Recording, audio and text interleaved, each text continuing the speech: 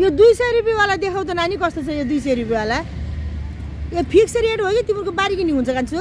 bargaining हुन्छ गरेपछि अब 150 सम्म आउँछ यो 150 सम्म आउँछ तर बार्गेनिङ गर्छ है तर राम्रो छ नि धेरै राम्रो छ नि यो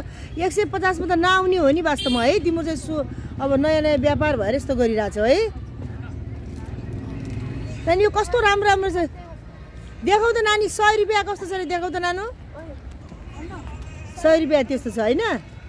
यो एक एउटा 100 रुपियाँ यो चाहिँ यो 700-800 रुपियाँवाला देखाउ त बा यो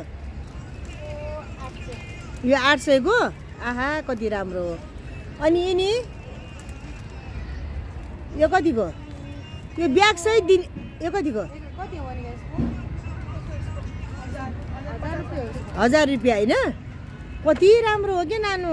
तिम्रो त भस्मी राम्रो बनाएको छौ मैले अब मेरो घरमा ठुल्ठुलो यस्तो काम पर्यो भने म तिम्रो कहाँबाट नै लग्छु तिमीले आफ्नो फोन नम्बर पनि राख है त्यसमा राखेछ कति राम्रो हो के हे भगवान् म त कति राम्रो लाग्यो कि यी दुईटी नानीहरूले यहाँ बनाइरहेछन् एउटी नानीले चाहिँ त्यहाँ सेल गरिराख्नु भएको छ अब उहाँहरूलाई तपाईँहरूले सुझाव दिनु न उहाँहरूले चाहिँ सेकेन्ड ह्यान्ड कपडा पसल नानी त फर्किनु त सेकेन्ड ह्यान्ड कपडा पसल पनि गर्ने कुरा गर्नु भएको छ तपाईँहरूले गर्ने नगर्ने भन्ने सुझाव दिनु त यो नानीहरूलाई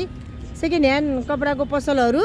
गर्ने अनि यसो कुराहरू भइरहेछ